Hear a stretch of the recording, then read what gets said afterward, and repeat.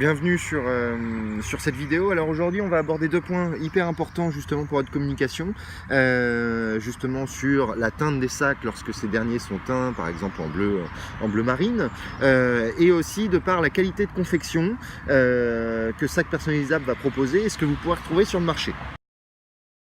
Alors, on va déjà commencer justement par des sacs teints. En fait, un sac teint, ce sera un sac couleur naturelle sur lequel on va figer une teinte de sac. Donc ici, ça sera justement du bleu marine. Donc c'est très simple, il y a différents grades de teinte. Nous, ce qui nous intéresse, comme vous l'avez compris, ce sont des sacs de qualité. Donc voilà ce qu'on peut retrouver généralement sur le marché. Donc là, c'est un sac teint en bleu marine. Alors, ce qui va être très important, c'est de voir comment la teinte tient sur le produit. Comme je vous l'ai expliqué, votre communication est en jeu. Si vous souhaitez aller chercher un prix, mais que vous avez justement des produits qui ne sont pas tellement conformes, des produits qui peuvent détériorer par exemple les habits de vos clients, ça peut être problématique. Alors, c'est simple, on va passer un petit peu d'eau, hein. Ok, voilà, comme ceci, on passe un petit peu d'eau sur le sac, et on va imaginer que ce morceau de tissu, c'est le vêtement de votre client.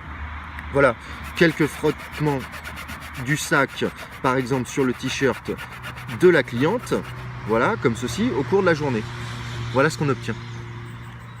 On a un transfert de la teinte du produit sur le tissu. Ce qui veut dire que si vous achetez des sacs de mauvaise qualité, des sacs teints de mauvaise qualité, voilà ce qui peut arriver à vos clients.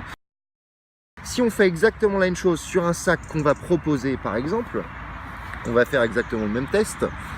Je vais bien départager le morceau de tissu. Voilà, je mouille. Voilà. Alors, on va y aller un peu plus fort.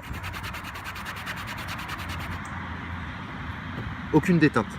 Là, on est sur un produit de qualité, tant au niveau de la teinte qui a été faite selon les règles de l'art, mais aussi au niveau de la confection. C'était le deuxième point que je voulais aborder avec vous aujourd'hui. Au niveau de la confection, ici, on sera sur un sac, même s'il n'y a pas d'éance en point de croix, on sera sur un sac de qualité, tant au niveau de la teinte que du fil utilisé, ainsi que de la confection. Donc là, pas de point de croix, mais on a justement un renfort au niveau de l'accroche des anses, ce qui permettra justement une bonne tenue.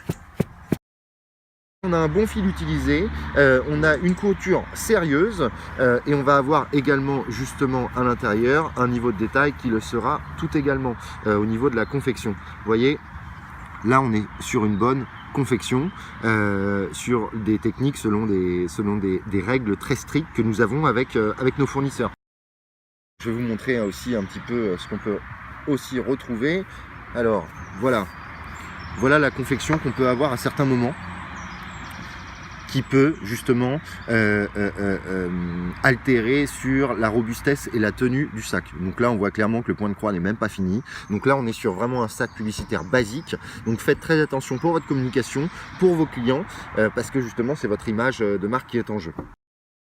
Si vous souhaitez aller chercher les produits économiques qu'ils soient, faites aussi attention à la qualité de confection et à la qualité du tissu. Voilà, là on peut voir, on est sur un sac publicitaire basique, un des moins chers du marché, et on peut voir qu'il y a clairement justement des problèmes de confection.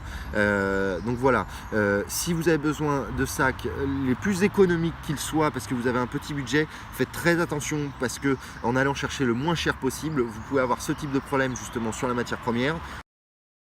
Dernier point que je voulais aborder avec vous, je vous parlais tout à l'heure des teintes. Voilà ce qui peut aussi se passer lorsque on sérigraphie sur des produits dont les teintes ne sont pas tellement fixées. Voilà, on a un marquage ici qui normalement est du rouge et qui en fait la teinte du sac bleu marine a absorbé la sérigraphie directement sur le produit. Donc on a une teinte qui n'est plus de la couleur Pantone, qui s'est mélangée entre l'encre de sérigraphie et l'encre de teinte du produit. Donc là on a un sac qui a été complètement absorbé au niveau du marquage, et là on a un marquage normalement basique. Donc vous pouvez voir la différence, et je ne vous parle pas justement du transfert de la teinte sur les vêtements. Voilà, c'était tout pour aujourd'hui sur une petite clarification technique sur nos produits, sur ce que vous pouvez retrouver sur le marché. Donc si vous avez besoin de conseils, n'hésitez pas à nous consulter. À bientôt.